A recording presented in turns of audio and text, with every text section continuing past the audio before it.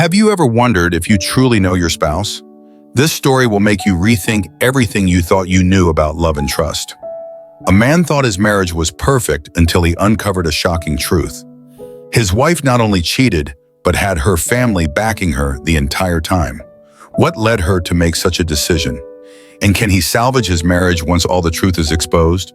All of that will be revealed in this video. Before continuing the story, tell me which city you are watching from. I want to know how far this video has come. Don't forget to like and subscribe to the channel so I can send you exciting stories like this every day. My marital relationship with my wife. Sarah had reached rock bottom. We got intimate once a month. 0 if she found a reason to be angry at me. When we first got married, we did it 4 to 5 times per week. One of the reasons I started dating her was that she was fantastic in bed. Other reasons she was attractive were her small figure, flexibility, and enjoyment of sex.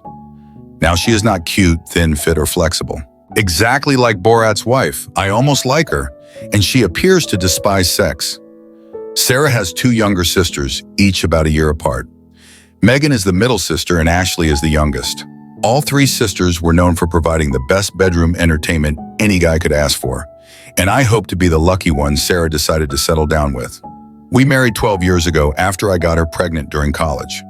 We were both senior college students who had fallen in love and were planning to marry. Anyway, Emma was born 5 months after their wedding. A year and a half later, Jason was born. They were both tremendously spoiled by their mother, sisters, and my wife's parents. I detested Sarah's parents, who believed I was beneath her because I couldn't afford the luxury she deserved. Except for a few charity jobs, neither of them worked. They inherited all of their money as inheritances. They sold the last home they inherited a few years ago, so I knew they were about to run out of cash. Except for me, no one knew this. I checked all of the property records several years ago. Sarah's sisters had 2 children each. Megan is married to David, who operates 5 dry cleaning companies for his father. Ashley is married to Christopher. When Christopher's grandparents died, he inherited his house and some money. Christopher operates his own marketing agency, although I've never seen him work or know where his offices are. Both sisters, like Sarah, are great joy to be around at parties. None of them are valuable if there is work to be done. So sitting in my home office 2 years ago, irritated that I had to take care of myself in the shower that morning, I took a hard look at my life. Almost little sex, a shrewish, lethargic wife who does not work, and 2 children who have little regard for me and sound exactly like their mother. I dislike my job because the firm treats us as if we are servants. Sarah insisted on a house near her parents, where it snows for several months of the year. I grew up in the South and despised the cold. A 10-year-old car that was my wife's while college till she destroyed it. I swapped in my car and purchased a new one, all because I cannot wait for my car to be repaired. Payments for Sarah's new automobile, which I am not permitted to drive unless I want verbal abuse and no sex from her. House payments are too large. I need to reside near my family. Payments for a small pedigree dog who would die without medication due to the breed's inbreeding. Payments for a maid twice a week because my wife informed me 10 years ago that housekeeping made her too exhausted to have sex. The slight increase in sex lasted around 2 months, but the maid is still present. Payments for a clubhouse and spa membership so that my wife may socialize with her friends and sisters. I don't play golf and have never gone to the spa. Weekly payments for new clothing and hairstyles. She has social responsibilities to look beautiful for her friends and family, tennis payments, and lessons for both my children and herself.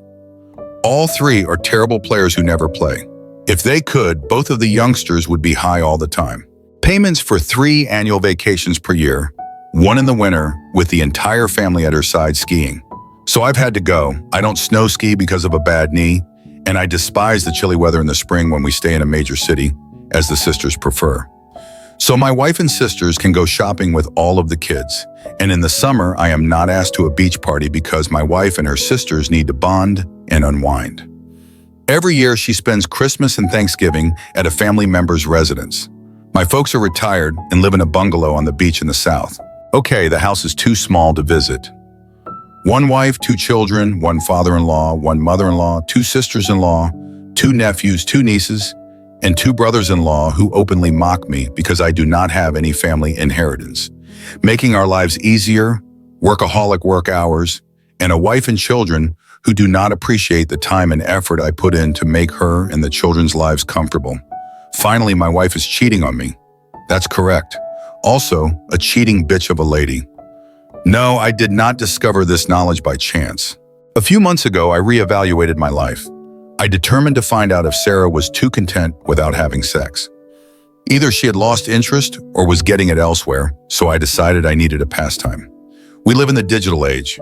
It is so simple to obtain spyware, recorders, cameras, storage, Bluetooth, Wi-Fi, and monitoring software. The first thing I did was place a recorder in my wife's car. I hooked it to the car's battery. So you practically have endless life. I installed a wireless Bluetooth station in the garage where she parks at home. When she parked in the garage, it would instantly download to my home computer. I then installed cameras in every area of the house except for the children. No way. The back patio, pool area, garage, side door, and front porch all download to my home computer right away, complete with small clocks, smoke alarms, lamps, and lights. Using some early footage, I immediately discovered my wife's phone code, which she was determined to keep hidden from me. Around 3 a.m., I accessed her phone and set up surveillance software. Now I could listen to all of her phone calls and any messages sent to her from the phone. I called my internet provider to upgrade my home internet service to business class. This allowed me to connect to my home computer from anywhere using my cell phone. 2 weeks later, in my home office after everyone had gone to bed, I listened to the wife's voice recording from her automobile. She asked if we might meet at my apartment on Thursday. 10 works for me. I can't wait to ride your heart. Me too, darling. Love you. To say that was a kick in the nuts is an understatement. I quickly turned off my computer and took the dog for a walk. I was furious, and I was prepared for the worst. Actually, I expected it, but actually hearing it was quite awful. Anger, rage, Hulk smashes. When I finally calmed down, I realized I was only angry. Nevertheless, I was not sad. It was late and I was exhausted, so I went home and slept fitfully. I awoke the next morning and reflected about my life. All those one-way obligations plus an unfaithful wife. I needed to get out of this utter horror first, determine who came in second, and gather hard evidence. Oh, why was there no conversation on my wife's phone? She must own another phone. Simple enough, check her automobile. I would have to wait until she fell asleep. After working all day, I worked late until everyone fell asleep. I spent an hour going through her car and began to wonder if she had concealed it inside the home. I found it almost by accident when flashing a flashlight about and noticed a glimmer within the primary air vent on the front console. I tugged on the air vent and it popped straight off. Inside the air vent, there was a phone velcroed to the rear of it. Very sly. I opened the phone and attempted to code my wife's other phone. It works. I told you she was lazy. I loaded the same monitoring program, returned the phone, and fixed the vent cover. I returned to my home office and reviewed the results that were coming in. There are many of text, so 2 years worth? Nothing. I'm assuming the phone was purchased 2 years ago. The texts had all been deleted but might be recovered.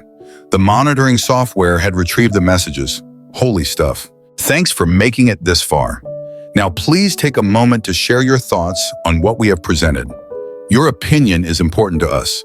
Don't forget to like and subscribe to our channel. You can pause the video for 5 seconds to give your feedback. Many of the communications were exchanged between the 3 sisters who compared their lovers' performances in bed. They even talked about passing around partners. So my wife's latest target was my daughter's soccer coach. It makes sense that the guy is a douchebag who is also married. Megan wants the supermarket boy to join the football team. But Sarah and Ashley tell her that unmarried guys are overly clingy and have nothing to lose. Mom would be furious if you violated the rules. Ashley was banging a mechanic and their mother had rules against cheating. She was the final person to get him. He seems to have gotten all 3 sisters because he has a large tool. But get this, their mother had tried him first. I also discovered that Sarah had slept with David and Christopher, but it appeared to be infrequent looking back 2 years. The sisters were pressing Sarah to do it again to keep them in line. So what to do? I needed an exit strategy. The following week was challenging. I had to appear as if I was absolutely oblivious. I fussed about the cleanliness of the house and washing until Sarah started arguing with me. Sarah put me in my place and stonewalled the bedroom. Poor me. I made a mental point to resume the debates every few weeks and moved into the guest room. A week later, I had decided I wanted out. I wanted out of my job. I wanted all of the money. I wanted no alimony. I did not want my children. She damaged them. I wanted to hurt the in-laws and keep her in extreme emotional suffering for as long as possible. Long-term objective. I wanted to start over. I wanted to go and have a chance at a true family. I knew I had been an absolute idiot. Hard-working, committed husbands were not valued by her or her family. Her parents, sisters, and their husbands were toxic to any connection. How can such total narcissists possibly respect anyone else? They just saw a way to acquire what they desired. If things go awry, tell another lie, manipulate until you get what you want. I came up with a plan. The first step was to have the two sisters divorced and gain control over my in-laws. Simple enough. When I went to Megan's for supper, I took close-up photos of one alarm clock, 2 wall clocks, and 1 smoke detector, as well as 2 alarm clocks, 2 wall clocks, and a doorbell cover at Mom's house. 1 alarm clock. I had replaced all of the smoke detectors as a favor, anything to get Sarah to stop complaining in the home about newer versions a year ago. The most difficult aspect was obtaining an identical duplicate for the doorbell cover. The item was old and a faded yellow. eBay is fantastic. After I installed the cameras in each, I hosted a pool party and invited everyone over. While everyone was swimming, I borrowed their house keys and installed monitoring software on everyone's phones based on my house recordings. I knew everybody's phone lock codes. During the party, foolish me accidentally dropped the 10-pound bag of ice on the ground. Megan asked, "Are you entirely useless?" "Go grab some more ice at the supermarket." I apologized and left the party on my way to get ice. I stopped by Mom's house, I went to Ashley's and Megan's houses and replaced a few things. After connecting to their wireless networks, I dropped a wireless box in the attic of each residence. I then went to a hardware store to make a copy of each house key, got some ice, and returned home. "Ashley, you took too long," I stated. "I had a flat tire and had difficulty pulling it off." "No, thank you. We're tough luck to anyone." It only took Ashley 2 days to send me video proof. The mechanic was a big guy. I imagine they were in a hurry since they left a trail of clothing from the front entrance. No foreplay. Just strip swiftly and hop into bed. I watched it all, but I would have preferred to watch hyenas made on National Geographic. When he was finished, he lay on his back on the bed, breathing heavily. Ashley rolled over and started climbing him. He pushed her away, saying, "No more. I had to leave before my wife becomes worried." Ashley remarked, "Apu, one more time before you go to the mechanic. She could desire some love tonight. She'll find out if I can't perform." He got up and took a fast shower. When he walked out dressed, he remarked, "Thank you, baby. See you next week." He opened his phone. On his way out the door, he entered his phone code right in front of the camera. The following Thursday after they began, I silently entered through the sliding rear door and installed some surveillance software on his phone. His phone was in the back pocket of his pants, which lay in the center of the living room, and things improved. The next day, Megan was at her house. Her lovers were her uncle and aunt, her father's brother. They all came inside and undressed. The aunt turned out to be an extremely attractive woman. She was in her late 50s, although I would have estimated 40 based on her hourglass figure and tummy. She certainly worked hard to be flat. She appeared hotter next to Megan. I had to sit through the video yet again. Watching a croc eat a hippo newborn on National Geographic is more entertaining. A few minutes later, she stood up and took a shower. She came out fully dressed and changed all of the bedding. My wife was next in our own bedroom. My wife did. Our neighbor's wife, Laura, is a tall, attractive redhead. She is the matronly kind with an hourglass shape. It's still hot as heck. I prefer thinner women, but she was incredibly hot in motion. They entered the bedroom and kissed the entire time.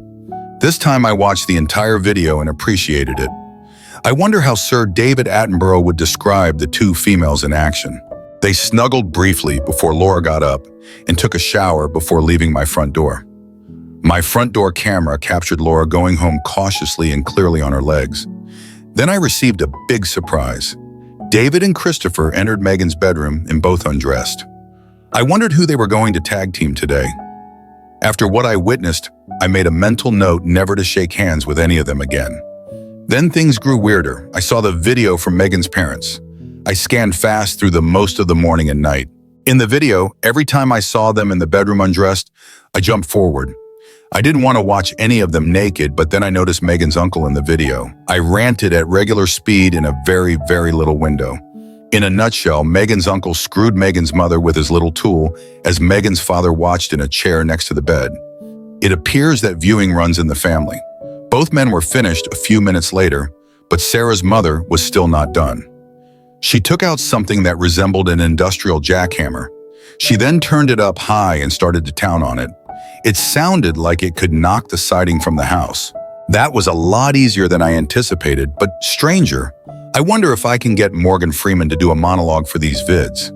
So you're saying this was a legitimately obtained video? So what? I had no intention of bringing any of this up in court.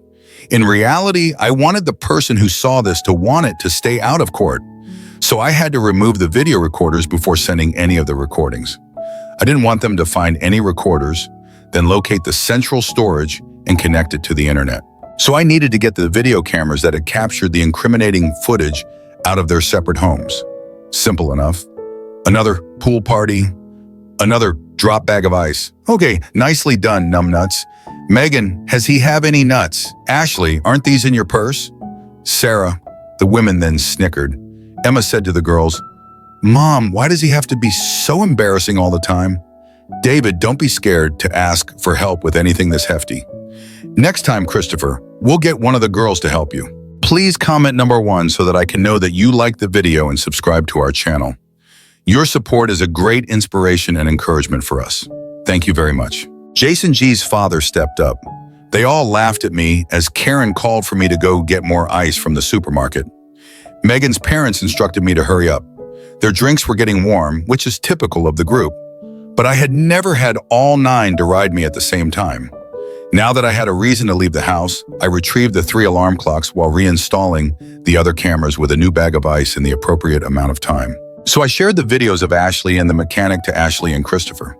Then I sent Megan, along with her aunt and uncle, to Megan and David. I included a message telling you not to tamper with another woman's husband. Did the excrement hit the fan? No, the sisters complained to the mother-in-law who intervened and pulled me for the sake of the children. It was only once. This was a mistake. She has never loved him and she just loves you. The typical garbage. What eventually put an end to the divorce was when Mom individually informed each of her sons-in-law, "You have always been our favorite, and we intended to leave all of our inheritance to you and our daughter." Of course, each son-in-law believed he was the chosen one, so I had to give a push. I mailed David and Christopher a copy of their playtime tape. This contained a statement stating that the video would be released if they did not divorce due to infidelity within a year. Also, I don't want any homewrecker to remain married after what she did in the final push. When David and Christopher were complaining about their spouses to each other with me there, but no mention of the sisters cheating, I reminded them that our in-laws were virtually broke. I heard through the grapevine that they have a second mortgage on the home. There are no additional properties to sell, no savings in the bank, and no Social Security because they have never worked. My hobby helped me realize that these things were true. David and Christopher sought for divorce on grounds of infidelity. They received the divorce papers within a week. They retained the same attorney. My mother-in-law and father-in-law were devastated, especially after 6 months, when the divorces were finalized and they learned how affluent David and Christopher were. David appears to have been an employee for Dad, and David's father paid for the house in advance as a wedding gift for them to reside in. This means Dad's name appeared on the title. I suppose David and his father assumed David would ultimately own it. Anyway, once his father passed away, David is the sole child. Both of the vehicles were corporate automobiles. David appears to have lied about being a large business tycoon. He was only the manager of a few dry cleaners, working for his father and his young stepmother. David's father remarried a few years ago following David's mother's marriage to a wealthier older guy. Christopher was only slightly better off. He had inherited an inheritance and a trust fund from his grandfather. He assumed both would be off bounds in a divorce. Unfortunately for him, these were the household's sole sources of income. Therefore, they were considered shared income throughout the divorce. The divorce was unpleasant since they fought over every asset, so Christopher and Ashley squandered all of their savings to pay off their lawyers. The trust fund was divided into roughly 1/3 for Christopher and 2/3 for Ashley. It was not much. Everyone knew Christopher and Ashley's house belonged to his parents. Originally, he told everyone that he had purchased it from them when they retired and relocated to a warmer climate. He had not. His parents still own it. My mother-in-law, father-in-law, and Ashley all begged with Christopher's parents to allow their grandchildren to continue living in the enormous house for free. Christopher's parents appeared to have basically disowned him when they retired. Something regarding money. Just before Christopher's wedding, he threatened to relocate to the town where they retired, so Christopher's father made a pact with him when he got married. He could live in the house for free if he stayed out of their life permanently. Ashley's last chats with Christopher's parents prompted Christopher's father to contemplate letting them stay. But my outspoken mother-in-law's discussion changed that. After a protracted begging talk between one grandparent and another, my mother-in-law threatened to personally sue him if he did not allow their grandchildren to stay at the house for free.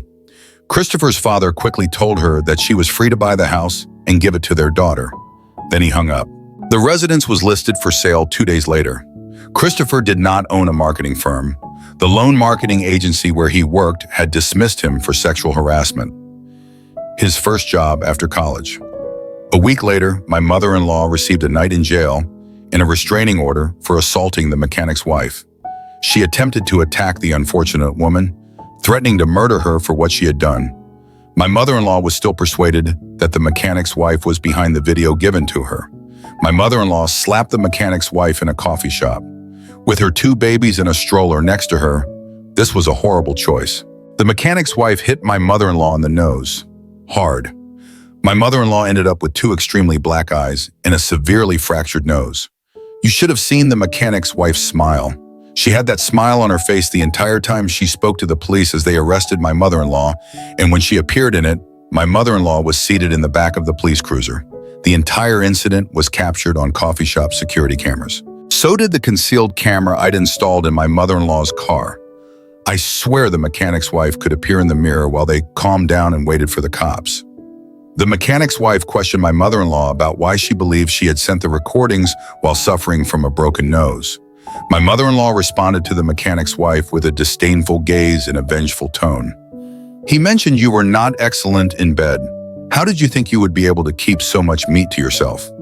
When we were more than willing to let him take any position he wanted, I felt compelled to provide the mechanic's wife with some information. I sent her the video with Ashley, as well as the several trophy photos and cheating texts he had on his phone. Within 3 months, the technician got divorced. Interestingly, during one of the family gatherings, David and Christopher were both drunk and whining about their divorces. Christopher told me that I only got married and had children because I thought Ashley's parents were wealthy and that my father would shun me instead. Now I have nearly nothing. I lost all of my funds and the majority of my trust fund went to my dumb ex-wife. My 2 sisters are going to get everything from my father, David. Do you think that is bad? I married that bitch so that my father could give me the dry cleaning business. Instead, he promoted me to store manager, promising that after I mastered the ropes, I'd be in charge of all the stores. It never occurred. He accused me of causing the store. I ran to lose money. It's not my fault that the store he provided me had such a void for customers. Worse, my father's new wife is expecting a baby. I don't think he'll leave me anything when he dies.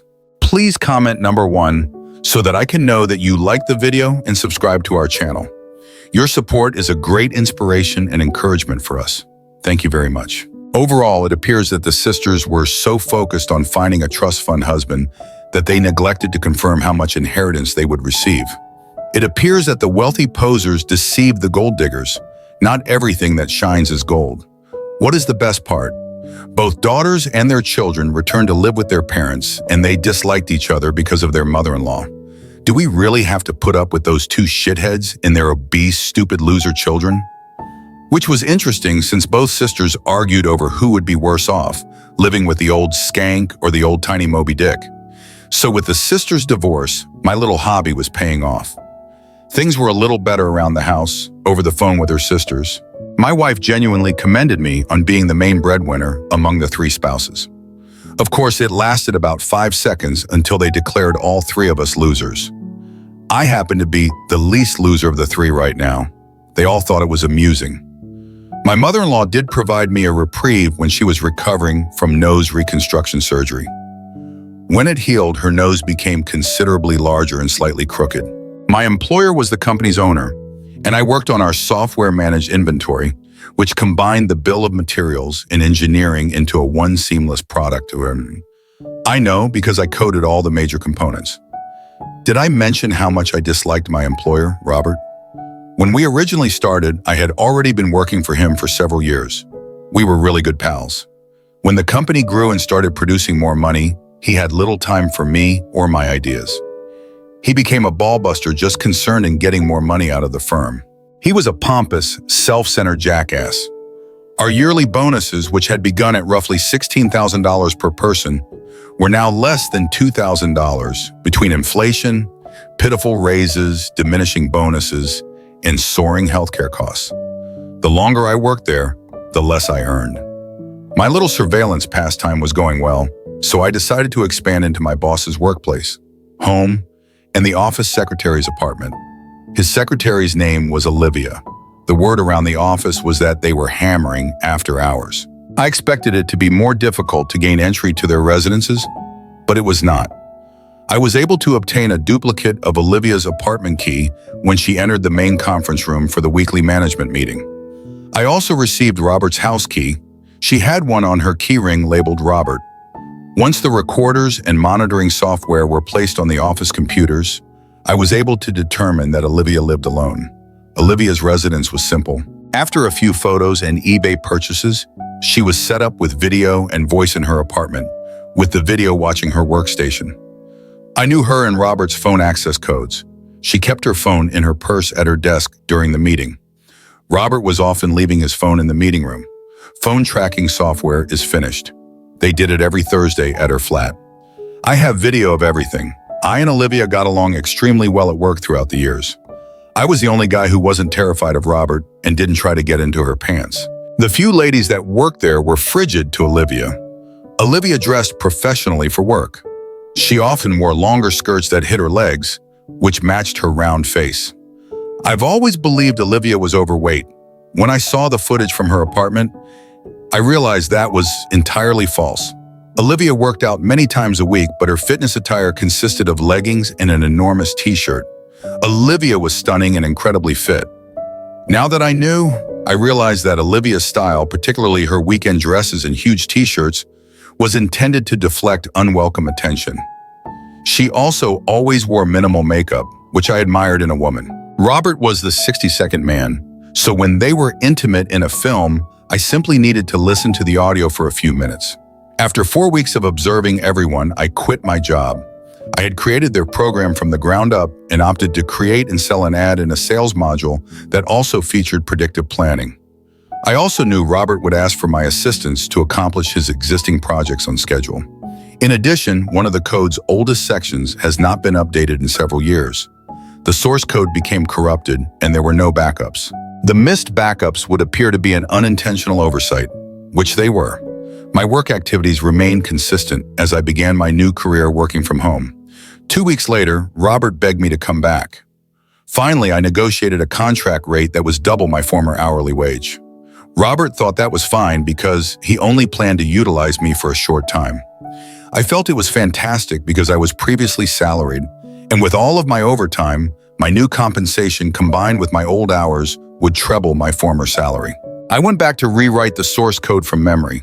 Of course, I couldn't remember every sentence, so I improved a few things and added certain features requested by sales. Unfortunately, the other modules did not operate well with the new module and had to be modified.